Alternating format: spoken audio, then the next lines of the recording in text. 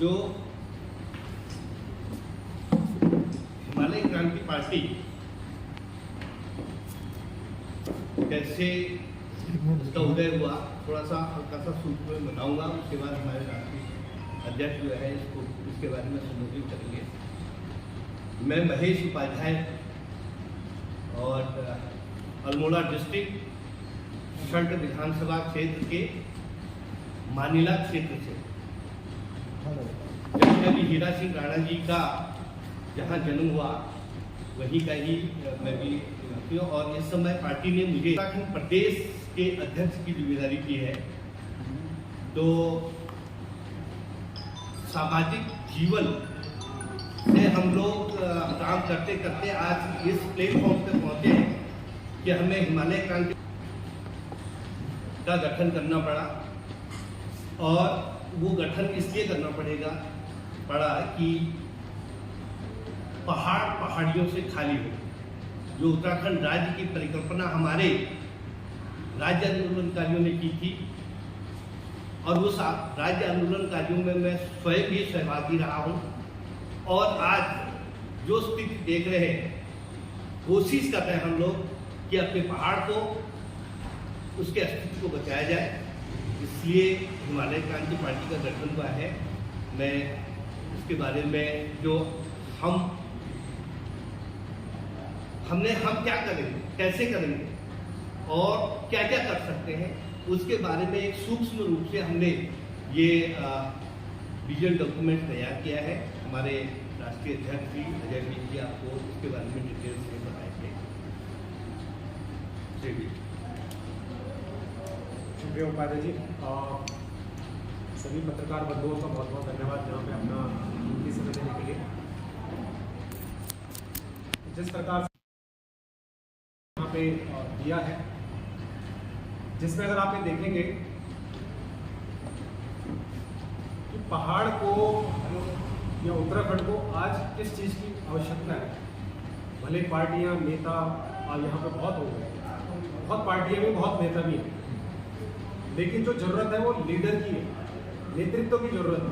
और नेतृत्व विहीन अधिकार क्या है, और अधिकारों के साथ मात्र केवल मैं अधिकार की बात करूं तो उससे काम नहीं चलेगा। आपको अपनी ड्यूटीज़ भी समझनी पड़ेगी। मैं केवल ये नहीं कह सकता कि ये मेरा अधिकार है इस कुर्सी पे बैठना, लेकिन इस कुर्सी को साफ होना, इस कुर्सी पे कहाँ पे रखनी चाहिए, ये भी मेरी जिम्मेदारी है। तो इस जिम्मेदारी को समझना भी बहुत आवश्यक है। तो जिम्मेदारी के साथ साथ अधिकारों के हम कोशिश कर रहे हैं कि हम लोगों को समझा सकें, और तब जाके जब आप उस जड़ को समझेंगे तभी जाके आप उस पेड़ को हरा भरा रख पाएंगे। तो हमारी कोशिश ज़रूर है। कितनी सफलता मिलती है, कितने लोग इस बात को समझ पाएंगे और कितनी जल्दी समझ पाएंगे, ये तो लोगों के ऊपर निर्भर करता है। सर एक प्रश्न है, आने वाले 9 नवंबर को यूसीसी लॉन्च होने वाला है, नया कानून समान कानून लॉन्च होने वाला है, और आप इसको किस तरह से बीट करोगे? क्योंकि एक तरफ तो मूल निवासक भूखंड की लड़ाई, जो कि सरकार भी कह रही है कि हम इस पर काम करेंगे, और दूसरी तरफ यूसीसी लॉन्च होने वाला है। जब ये दोनों ही एक होगा तो एक या तो यूसीसी लॉन्च होगा या तो मूल निवासक भूखंड होगा, तो इसको आप कैसे बीट करोगे? सर देखिए, सबसे पहले यहाँ पे लिखा हुआ है लक्ष्य मूल निवास अधिकार की मैं बात कर रहा हूँ, ठीक है। और लक्ष्य में हमने क्या रखा है, मूल एवं स्थायी निवासियों को परिभाषित करना। समझ गए आप कानून लेके आ रहे हैं यूसीसी, कोई प्रॉब्लम नहीं है, उसमें दिक्कत नहीं है। आपको लगता है कि ये जरूरत है, सरकार को लग रहा है कि जनता की इसको जरूरत है, उसमें कोई दिक्कत नहीं है। लेकिन आपको परिभाषित तो करना पड़ेगा कि ये स्थायी और ये मूल निवासी है। हम इसकी बात कर रहे हैं। जब आपकी नीतियां बनेगी, आपकी नीतियां डिसाइड करनी चाहिए कि इन नीतियों के तहत आप किसकी बात कर रहे हैं, आप मूल निवासियों की बात कर रहे हैं या स्थायी निवासियों की बात कर रहे हैं। यहाँ पे परिभाषित नहीं किया गया है। यहाँ पे सरकार ने केवल स्थायी निवास बोल दिया है। स्थायी निवास होता है, हर राज्य में होता है, यहाँ पे कोई नया काम नहीं हो रहा है। हर राज्य में स्थायी निवास दिया जाता है, लेकिन हर राज्य में ये भी बताया जाता है कि यहाँ के मूल निवासियों का यहाँ के संसाधनों पर पहला अधिकार है। पहला अधिकार, मैं ये नहीं कह रहा हूँ कि दूसरों का अधिकार ही नहीं है, पहला अधिकार। तो जब आप परिभाषित ही नहीं करेंगे कि ये मूल है और ये स्थायी है, तो आप काम किसको देंगे, आप कानून किसके लिए बनाएंगे? तो पहले ये परिभाषित करना जरूरी है। आपको बताना पड़ेगा कि उत्तराखंडी कौन था, कौन ऐसे लोग थे जिनके परिवारों ने सड़कों पे आंदोलन करके अपने सीने पे गोलियां खाई, कौन ऐसे लोग थे, किसके परिवार थे जिन लोगों ने अपने रामपुर तिराही या अन्य जितनी भी घटनाएं रही वहां पे अपनी जान गंवा दी। वो लोग मूल निवासी थे जिन्होंने अपने राज्य को बनाने के लिए अपनी जान दांव पे लगाई। और आज आप जब संसाधनों की लूट की बात करें, और लूट की बात हो रही है, ये अधिकारों की बात नहीं हो रही है कि लूट लेके ले जाए, कोई भी लेके लूट के ले जाए, ऐसा नहीं है। आपको संरक्षण तो देना पड़ेगा अपने मूल निवासियों का, और अगर मूल निवासी स्वयं इतने काबिल होते तो उत्तराखंड राज्य की जरूरत ही नहीं पड़ती।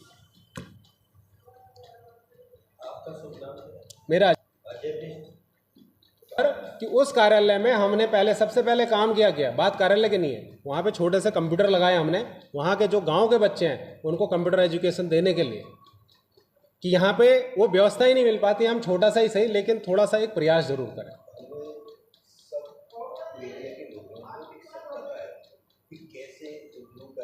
कैसे आप अपने संसाधनों